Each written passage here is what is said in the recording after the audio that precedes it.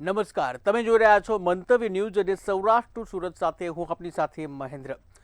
રાજકોટ શહેરના મહાનગરપાલિકાના શુદ્ધ પાણીના દાવા વચ્ચે ચોંકાવનારી હકીકત સામે આવી છે। મહાનગરપાલિકા દ્વારા માર્ચ મહિનામાં લેવાયેલા 8,901 પાણીના નમૂનાઓના રિપોર્ટમાં કેટલીક જગ્યાઓએ પાણી દૂષિત હોવાનું સામે આવ્યું। સુરેન્દ્રનગર મહાનગરપાલિકાની ચૂંટણી વચ્ચે વોર્ડ નંબર 6 ચર્ચાનું કેન્દ્ર બન્યું છે। વર્ષો સુધી ભાજપનું પ્રભુત્વ રહેલા આ વિસ્તારમાં હવે વિકાસના મુદ્દે ગંભીર સવાલો ઊભા થયા છે। સ્થાનિકોએ આક્ષેપ કર્યા છે કે ચોમાસું આવે એટલે રસ્તાઓ કાદવ અને ખાડાઓથી ભરાઈ જાય છે, ત્યારે પાણીનો નિકાલ થતો નથી અને પરિસ્થિતિ નરક સમાન બની જાય છે। ખુલ્લી ગટરો અને ગંદકી વચ્ચે જીવવું લોકો માટે જે બદતર બની રહ્યું છે, મજબૂરીમાં જીવી રહ્યા છે। ત્યારે શાળા નંબર 13ની હાલત પણ ચિંતાજનક છે, જ્યાં મૂળભૂત સુવિધાઓના અભાવે બાળકોના ભવિષ્ય સાથે છેડા થઈ રહ્યા છે। આ તમામ મુદ્દાઓ વચ્ચે સવાલ એ ઉઠે છે કે લાંબા તો સુરત ખાતે ચૂંટણીને લઈને શહેરમાં ઉત્સાહનો માહોલ જોવા મળી રહ્યો છે, ત્યારે પોલીસ વિભાગ દ્વારા પણ મતદાન પ્રક્રિયા હાથ ધરાઈ છે, જ્યાં મતદાનમાં ઉચ્ચ અધિકારીઓની ઉપસ્થિતિમાં મોટી સંખ્યામાં જવાનોએ ભાગ લીધો હતો।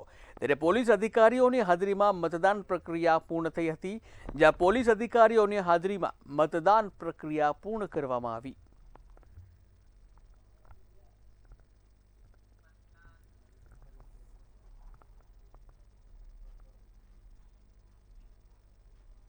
રાજકોટ શહેરમાં સ્થાનિક સ્વરાજ્યની ચૂંટણીને લઈને પ્રચારનો રંગ ચરમસીમાએ પહોંચ્યો છે, ત્યારે તમામ રાજકીય પક્ષો મતદારોને રીઝવવા માટે વિવિધ પ્રયાસો કરી રહ્યા છે।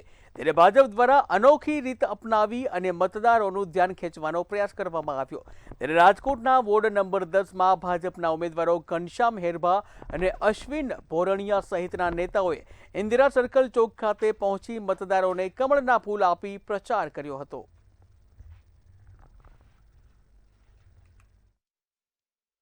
રાજકોટમાં વોર્ડ નંબર 10માં અનોખી રીતે પ્રચાર ક્ષેત્ર થઈ રહ્યો છે। સીધા જ આપણે દ્રશ્ય દેખાડવા માંગીએ છીએ। રાજકોટમાં કમળ સાથે હાલ પ્રચાર છે તે થઈ રહ્યો છે, ખાસ તો કમળ આપીને લોકોને આ પ્રચાર થઈ રહ્યો છે।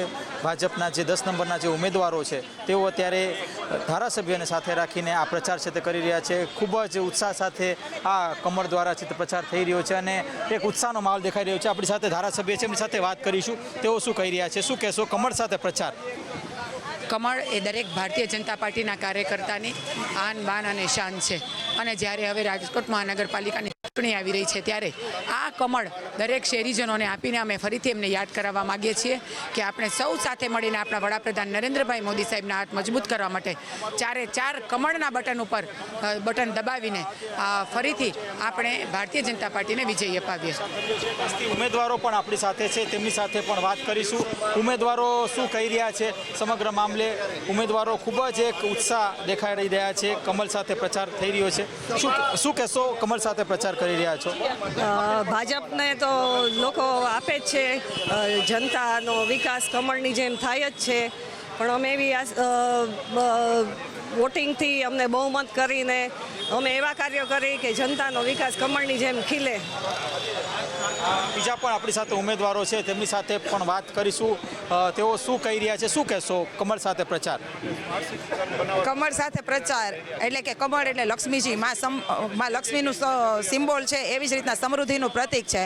ખાસ કમળ સાથે લોકસંપર્ક કરવાનું કારણ એ છે કે અમે પ્રજાને અપીલ કરીએ છીએ કે દેશની સમૃદ્ધિમાં તમે પણ સહયોગ આપી અમને જંગી બહુમતીથી લીડ અપાવો। કમળ સાથેનો પ્રચાર અનોખી રીતે લોકોનો પ્રતિસાદ કઈ રીતે મળી રહ્યો છે? અમે વોર્ડ નંબર 10માં 4 ઉમેદવારો ભારતીય જનતા પાર્ટીનો ડોર ટુ ડોર પ્રચાર સંપૂર્ણપણે પૂર્ણ કરેલ છે, એટલે જ્યાં જે સોસાયટીમાં જાય ત્યાં કાર્યકરો અમારું ફૂલહારથી મીઠાઈથી એકદમ આવકારભેર સ્વાગત કરી રહ્યા છે। પૂરું જન સમર્થન ward number 10નું Bharatiya Janata party સાથે છે, અને રાજકોટમાં ભારતીય જનતા પાર્ટી 18 વોર્ડમાં રાજકોટમાં 10 નંબરનો વોર્ડ પહેલા નંબરની લીડ ઉપર આવશે એવો અમને જનતા ઉપરથી વિશ્વાસ દર્શાવી રહ્યો છે। વોર્ડ નંબર 10ના જે ઉમેદવારો છે તે એક દાવો કરી રહ્યા છે કે વોર્ડ નંબર 10થી ખૂબ જ જે મોટી જંગી લીડ છે તેઓને મળશે, અને તેને ધ્યાને લઈને હાલ અત્યારે કમળ સાથે હાલ પ્રચાર થઈ રહ્યો છે। રાજકોટમાં આવેલું જે ઇન્દિરા સર્કલ છે ત્યાં લોકોને કમળ આપીને આ પ્રચાર છે તે થઈ રહ્યો છે। રાજકોટ। જામનગરમાં આમ આદમી પાર્ટીને મોટો ઝટકો લાગ્યો છે અને જેના કારણે સ્થાનિક રાજકારણમાં ગરમાવો જોવા મળી રહ્યો છે।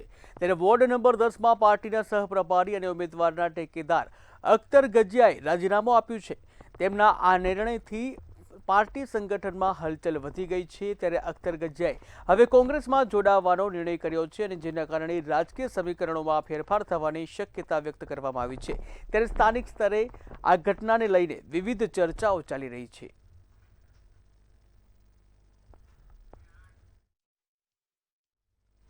સુરેન્દ્રનગરના મૂડીના માનપર ગામમાં ચૂંટણી સંદર્ભે સમસ્ત કોળી ઠાકોર સમાજનું મહાસંમેલન યોજાયું હતું, જેમાં કોંગ્રેસના સાંસદ સિદ્ધપુરના પૂર્વ ધારાસભ્ય ચંદનજી ઠાકોર સહિતના આગેવાનો મોટી સંખ્યામાં ઉપસ્થિત રહ્યા હતા। ત્યારે મૂડી 2 જિલ્લા પંચાયત બેઠક પર ચૂંટણી લડનાર કોંગ્રેસના ઉમેદવાર દિનેશ પનારાને જંગી બહુમતીથી જીતાડવા માટે આહ્વાન કરવામાં આવ્યું હતું। મૂડી 2 જિલ્લા પંચાયત ઉપરથી જ્યારે મારા સમાજે ઠાકોર અને કોળી સમાજે જ્યારે મને આહવાન કર્યું છે કે દિનેશભાઈ તમારે આ સીટ ઉપરથી ચૂંટણી લડવાની છે, અમે તમારા સાથે આખો સમાજ ઉભો છીએ અને અન્ય સમાજમાંથી જ્યારે મને સમર્થન મળતું હોય ત્યારે અન્ય સમાજને મને ફૂલ ટેકો હોય ત્યારે મેં એમને પણ ખાતરી આપી છે કે તમારો ભાઈ તમારી કહેવાથી આજે ચૂંટણીમાં જિલ્લા પંચાયત 2 સામે જે અમારી હરીફ ઉમેદવાર છે એની સાથે મક્કમતાથી લડશે અને અડગ ઉભો રહેશે એને ખાતરી આપી છે અને મારા સમાજનું સમર્થન છે, જે ટેકો છે હું ક્યારેય વિશ્વાસઘાત કરીશ નહીં, એ મારા સમાજને પણ હું એક ખાતરી આપું છું। સુરેન્દ્રનગરમાં ધંધુકા ખાતે થયેલી ધર્મેશ ભરવાડની હત્યાને લઈને માલધારી સમાજમાં ભારે રોષ જોવા મળી રહ્યો છે। આ મામલે માલધારી સમાજે કલેક્ટરને આવેદનપત્ર આપી હત્યારાઓને ફાંસીની સજાની માંગ કરવામાં આવી છે। આ દરમિયાન વિશ્વ હિન્દુ પરિષદ સહિતના આગેવાનો પણ ઉપસ્થિત રહ્યા હતા, જ્યાં આગેવાનોએ ધંધુકાની ઘટનાને કડક શબ્દોમાં વખોડી કાઢી હતી। હિન્દુ સમાજમાં આ ઘટનાને લઈને ભારે રોષ છે, ત્યારે આરોપીઓને ઝડપથી સજા મળે જેથી ભવિષ્યમાં આવા બનાવો ફરી ન બને તેવું જણાવ્યું હતું। ધંધુકા મધ્યે જે હિન્દુ યુવકની હત્યા કરવામાં આવી છે તે આ 5મી વખત હિન્દુ યુવકની હત્યા થઈ રહી છે। અગાઉ પણ કિશન ભરવાડની આંતરરાષ્ટ્રીય ષડયંત્ર નીચે હત્યા કરવામાં આવી હતી, ત્યાં ટેરરિસ્ટ જે તત્વો છે એ ચોક્કસપણે કામ કરી રહ્યા છે એવું અમારું માનવું છે। તો સમગ્ર ગુજરાતમાંથી હિન્દુ સમાજનો આક્રોશ છે, કલેક્ટરશ્રીને અને એ દ્વારા રાષ્ટ્રપતિજીને અમે આવેદન આપી રહ્યા છીએ કે ભાઈ આ જે હિન્દુઓની હત્યા થઈ રહી છે અને આ ટેરરિસ્ટ પ્રવૃત્તિઓ જે દેશમાં ચાલી રહી છે, સ્લીપર સેલ જે ચાલી રહ્યા છે, તો એના ઉપર ચોક્કસ કડક હાથે કામગીરી થાય। આજે અમે સુરેન્દ્રનગરમાં કલેક્ટર કચેરીએ મોટી સંખ્યામાં માલધારી સમાજ એકઠા થઈને આવેદનપત્ર આપી રહ્યા છીએ।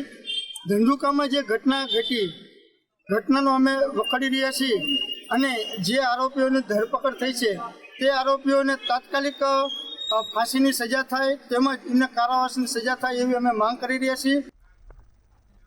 ઉપલેટા પોલીસે આરટીઆઈના નામે ખંડણી માંગવાના કેસમાં કથિત પત્રકાર આશિષ લાલકિયાની ધરપકડ કરી હતી। આરોપ છે કે તેણે ગ્રામ પંચાયતના સરપંચ અને તલાટી પાસેથી 2 લાખની માંગણી કરી ધમકી આપી હતી।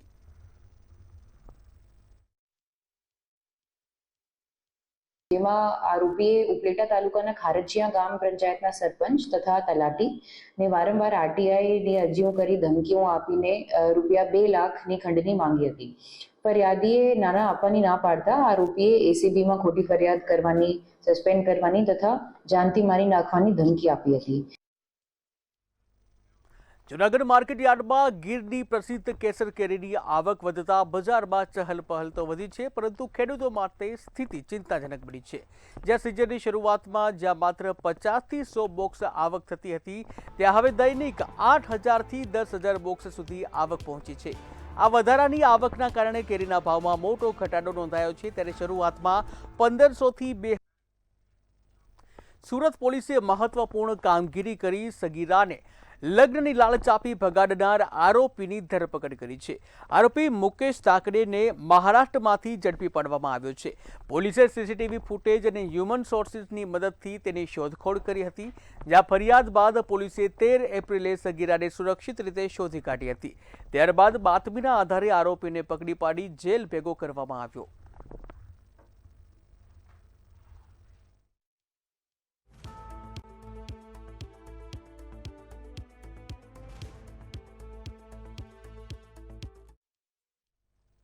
તો સુરતના કાપોદ્રામાં બનેલી બાળકીના અપહરણની ઘટના શહેરની કાયદો અને વ્યવસ્થાને લઈને ગંભીર સવાલો થઈ રહ્યા છે. નાના વરાછા બ્રિજ નીચે માતા પાસે સૂતેલી માત્ર 3 વર્ષની બાળકીનું અપહરણ થયું. શું શહેરમાં ગુનાખોરીએ હદ વટાવી દીધી છે? ત્યારે સીસીટીવીમાં આરોપી બાળકીને લઈ જતો સ્પષ્ટ દેખાય છે અને ટ્રેન મારફતે રાજ્ય બહાર ભાગી જવાના સંકેતો મળ્યા છે. છતાં પણ સવાલ એ છે કે ફૂટપાથ પર રહેતા મજૂર પરિવારોની સુરક્ષા માટે તંત્રએ શું વ્યવસ્થા ઊભી કરી છે?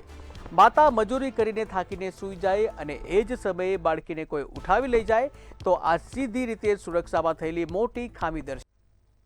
તો સુરતના હજીરા પોર્ટ મેરિટિયલ કૌભાંડ મામલે ફરાર આરોપીની ધરપકડ કરવામાં આવી છે. સુરત ક્રાઇમ બ્રાન્ચ દ્વારા આ કાર્યવાહી હાથ ધરવામાં આવી, જ્યાં હજીરા પોર્ટ પર 70 ટન રો ફોસ્ફરસ સગેવગે કરવાના ઘટના સામે સંડોવાયેલા જે વોરંટ હેઠળના ફરાર આરોપી ફેનિલ ઠક્કરને કચ્છના આદિપુરમાંથી ઝડપી પાડવામાં આવ્યો છે. આરોપી સામે પોર્ટ પર છેતરપિંડી આચરવાનો ગુનો નોંધાયેલો છે અને તેનો ગુનાહિત ઇતિહાસ પણ સામે આવ્યો છે. ત્યારે પોલીસે વધુ તપાસ શરૂ કરી છે.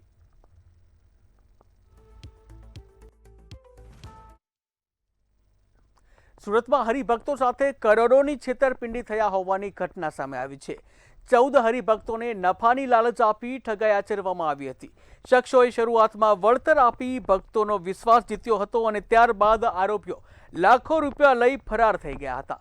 સમગ્ર મામલે પોલીસે 3 આરોપીઓને ઝડપી પાડ્યા છે, જ્યારે મુખ્ય આરોપી ફરાર હોતા તેની શોધખોળ હાથ ધરવામાં આવી છે.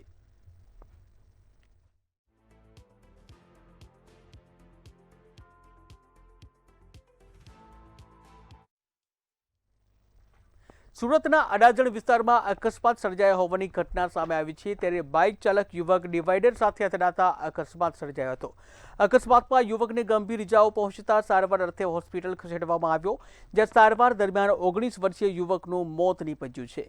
ત્યારે પુત્રના નિધન બાદ પરિવારે અંગદાનનો નિર્ણય લીધો છે, જ્યાં સુરતના અડાજણ વિસ્તારની આ ઘટના સામે આવી છે.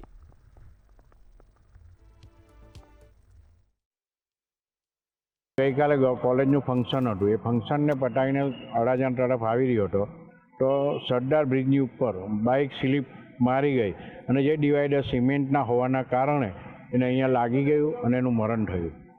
મરણ થતાં એના પરિવારને ખબર પડી. પરિવાર બધા અમે સેલ્બીમાં લઈ ગયા. સેલ્બીમાંથી પછી ડેથ થયો એટલે અહીંયા લઈ આવ્યા.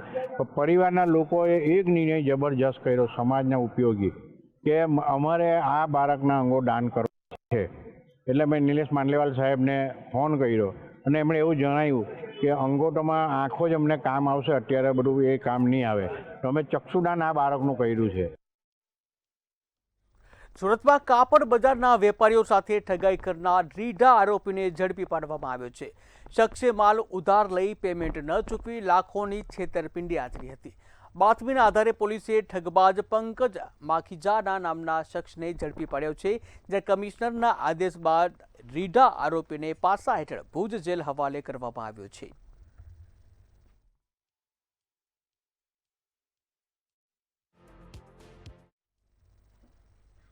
સુરતનું ઉધના રેલવે સ્ટેશન તંત્રની બેદરકારીના કારણે વિવાદના કેન્દ્રમાં આવ્યું છે. ત્યારે કાળઝાળ ગરમી અને ભારે ભીડ વચ્ચે શ્રમિકો વતન જવા માટે કલાકો સુધી તડકામાં શેકાયા હતા. હવે શ્રમિકોની ભીડ ઓછી થયા બાદ રેલવે તંત્ર દ્વારા મંડપ નખાતા વિવાદ ઉઠ્યો છે, જ્યાં કોડા છૂટી ગયા પછી તબેલાને તાળા જેવી સ્થિતિ જોઈ મુસાફરોમાં ભારે રોષ જોવા મળી રહ્યો છે, જ્યાં તંત્ર દ્વારા બંધાયેલા મંડપ માત્ર દેખાડા જેવી સુવિધા બનતા અનેક સવાલો ઉઠવા પામ્યા છે. સુરત શહેરના રેલવે સ્ટેશન છે. ઉધના રેલવે સ્ટેશન પર રેલવેને બુદ્ધિનું પ્રદર્શન જોવા મળે છે. ખાસ કરીને વાત કરીએ, હાલ ઉધના સ્ટેશન પર અમે ઊભા છે અને જે હિસાબે જોઈ શકાય છે, જે રવિવારે અચાનક ભીડ વધી ગઈ હતી અને હજારોની સંખ્યામાં લોકો આવ્યા હતા, ત્યારે રેલવેમાં કોઈ સુવિધા નહોતું, કોઈ મંડપ નહોતું. પણ આજે જ્યારે યાત્રી નીકળી ગયા પછી આ મંડપ લગાવવામાં આવ્યું છે. એક યાત્રી છે, એમ જોડો આપકા क्या नाम है, किनको छोड़ने आए थे, और जब रविवार को हजारों की संख्या में लोग यहाँ आए थे तब धूप में खड़े थे, और जब पब्लिक चली गई उसके बाद इन्होंने मंडप लगाया. क्या बोलोगे? मंडप तो लगाना चाहिए था बहुत दिन पहले, लेकिन नहीं लगा है यहाँ पे. बहुत धूप के करार में सब लोग फंसे थे यहाँ. 2-3 दिन पहले आके सब लाइन में लगल थे, और इनको बहुत ट्रेन चलाना चाहिए था बिहार के लिए, लेकिन नहीं चला पाए ये लोग. बहुत कष्ट से सब मजदूर यहाँ से गए यूपी और बिहार. ये जो अगर ये लोग पहले मंडप ऐसे लगाते तो जो धूप में खड़े थे वो तो बच जाते ना, इतनी धूप है, इतनी गर्मी पड़ रही है, बाद में ये लोग ऐसे पहले लगाए होते तो बच जाते। धूप के कारण उल्टी और लेटरिन के समस्या हुआ बहुत यात्रियों को धूप के कारण। और यहाँ पे बहुत लोग है जो गर्मी से गस्ती आ गया है, यहाँ पे बहुत कुछ हुआ है यहाँ पे। विजय भाई से हमने अपना, आपका क्या नाम है? और जब रविवार को हजारों की संख्या में लोग धूप में खड़े थे तब रेलवे वाले ने कुछ नहीं किया, जब पब्लिक चली गई उसके बाद मंडप लगाए, क्या बोलोगे? मैं रेलवे विभाग से यही निवेदन करना चाहता हूं कि हमारे मजदूर भाई जो गांव जा रहे हैं, इतने परेशानी में जा रहे हैं, गैस बाटला ख़त्म है, मजदूर काम नहीं मिल रहा है, इतने परेशानी में जा रहे हैं और रेलवे पे स्टेशन पे आके 12-12 घंटा 24-24 घंटा लाइन लगा रहे हैं, तब जाके उनको स्लीपर में चालू में सीट मिल रहा है। हाँ, वो भी बराबर से नहीं बैठ पा रहे, वो भी नहीं जा पा रहे। इतनी पब्लिक हम क्या करें, हमको समझ में नहीं आता है पब्लिक क्या करेगी। हम सरकार से यही निवेदन करेंगे कि हमें थोड़ा मजदूरों को सुविधा करे। सर, रेलवे विभाग से मेरा यही निवेदन है कि मजदूर लोग को जाने के लिए कुछ सुविधा करे, टेंट पहले से लगाए और उनके लिए कुछ पानी वानी सब चीज़ व्यवस्था करे कादे का। अगर रविवार से पहले ऐसा किए होते तो जो पब्लिक यहाँ आई थी, जो लोग यहाँ से गांव जाने वाले थे, वो थोड़ा अच्छे से जाते, इतने धूप में नहीं होता। अभी लगाने का क्या मतलब? अभी लगाने का कोई मतलब नहीं है। अभी लगाने का अभी तो कोई स्टेशन पर कोई आदमी नहीं दिख रहा है। पहले लगाए होते तो आदमी छाँव में बैठता। पूरा संडे के दिन इतना पब्लिक पूरा एकदम इतना परेशान पब्लिक थी कि पूछिए मत। छोटे छोटे बच्चों को लोग के छोटे बच्चे परिवार लेके सब गांव भाग रहे हैं। किस कारण गांव भाग रहे हैं? परेशानी है इसलिए भाग रहे हैं। विजय अकबेजड़ा भाई साहब ना, आपका क्या नाम है? जब रविवार को यहाँ पब्लिक इतनी भीड़ आई थी तब मंडप नहीं लगाए, आज मंडप लगाए, क्या काम का? दिखावा, सरकार को दिखाना है लोगों को कि लोग ऐसे ऐसे भाई कर रहे हैं। अगर ये पहले लगा दिए होते मंडप तो पब्लिक थोड़ी जो धूप में बैठी थी, इतने कड़क धूप में, वो शांत से अच्छे से जाती नहीं? बिल्कुल जाती। अभी तक तो लोग को ध्यान नहीं दे रहे हैं। अभी ध्यान देने से क्या मतलब है? अभी पूरी पब्लिक परेशान है। अभी भी लोग उधर पर काफ़ी लोग परेशानी सामना किए, अभी फिर भी तो राहत है थोड़ा थोड़ा। जी बिल्कुल, જે सब કહી શકાય કે રેલવે દ્વારા દેખાવા કરવામાં આવે છે, કેમ કે જ્યારે પબ્લિક અહીંયા તડકામાં ટળાઈ રહ્યા હતા, જે તડકામાં પાણીની બી સુવિધા નહોતું, જ્યારે રેલવેને નહીં દેખાયું ત્યારે પબ્લિક બધા નીકળી ગયા, ગામ પહોંચી ગયા, પછી રેલવેને દેખાયું ને અહીંયા મસ્ત મોટો મંડપ લગાવી દેવામાં આવ્યું છે। કેમેરા પર્સન શોએબ શેખ સાથે દીપક રાય, મંતવ્ય ન્યૂઝ, સુરત। તો કચ્છના ભચાઉના જેવોક ગામે ફાયરિંગની ઘટના સામે આવી છે, જ્યાં ભત્રીજાએ મોટા બાપ ઉપર ફાયરિંગ કરતા ચકચાર મચી જવા પામી હતી। ભત્રીજાએ ફાયરિંગ કરી 85 વર્ષના હરિદાસ ત્રિભુવનદાસ સાધુની હત્યા કરી હતી। જ્યાં બનાવની જાણ થતાં જ પોલીસનો કાફલો ઘટના સ્થળે પહોંચ્યો હતો, તેમજ આ મામલે ભચાઉ પોલીસે વધુ તપાસ હાથ ધરી હતી।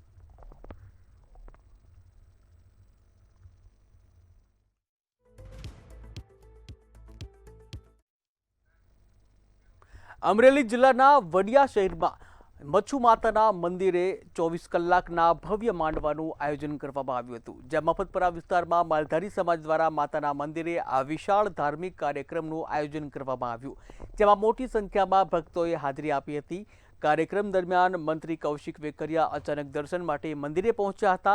તેમણે માતાના દર્શન કરી માંડવામાં હાજરી આપી હતી, જ્યાં માલધારી સમાજના આગેવાનોએ મંત્રીનો શાલ ઓઢાડી સન્માન કર્યું હતું।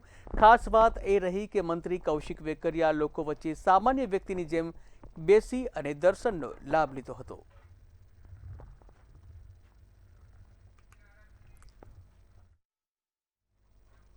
પ્રથમ જ્યોતિર્લિંગ શ્રી સોમનાથ મંદિરના ગત 1000 વર્ષના વિસર્જન અને સર્જનની અદ્ભુત શૌર્ય ગાથાને વર્તમાનમાં સોમનાથ સ્વાભિમાન પર્વના રૂપે અત્યંત હર્ષોલ્લાસ સાથે ઉજવવામાં આવી રહી છે। ઉત્તર પ્રદેશથી 1000થી વધુ શ્રદ્ધાળુઓ વિશેષ ટ્રેન દ્વારા સોમનાથ મહાદેવના શરણે પહોંચ્યા હતા। 1000થી વધુ ભક્તો સોમનાથ તીર્થની ત્રિદિવસીય આધ્યાત્મિક યાત્રા પર યાત્રાના પ્રથમ દિવસે ભક્તોએ મહાદેવના દર્શન કરી જળાભિષેક કર્યો, આરતી અને 3D લાઇટ એન્ડ સાઉન્ડ શોનો પણ લાભ લીધો હતો। શ્રી સોમનાથ ટ્રસ્ટ દ્વારા ભક્તોને પ્રસાદ, લઘુ યજ્ઞ કીટ અને સોમગંગા નિર્માલ્ય જળ અર્પણ કરી વિશેષ સન્માન કરવામાં આવ્યું હતું।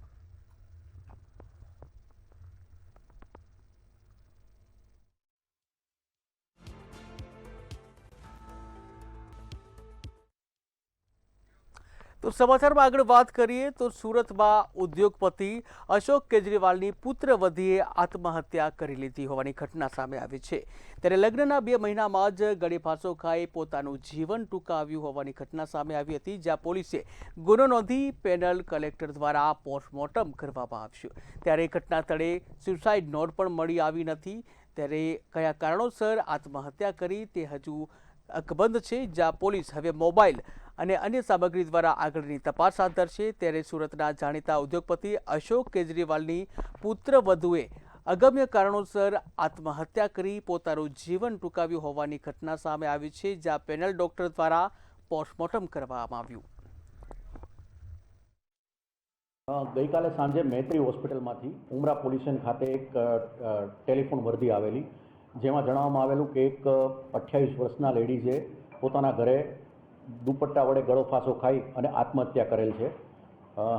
જેના અનુસંધાને ઉમરા પીઆઈ શ્રીએ મરણ જનાર બેનના સસરા અશોક કેજરીવાલની જાહેરાત લઈ અને એમણે જાહેરાતમાં એવું જણાવેલ કે કોઈ અગમ્ય કારણોસર એમની પુત્રવધુ જેમના મેરેજ 2 મહિના પહેલાં થયેલા છે, એમણે પોતાના ઘરે દુપટ્ટા વડે પંખા સાથે લટકી અને આત્મહત્યા કરેલ છે।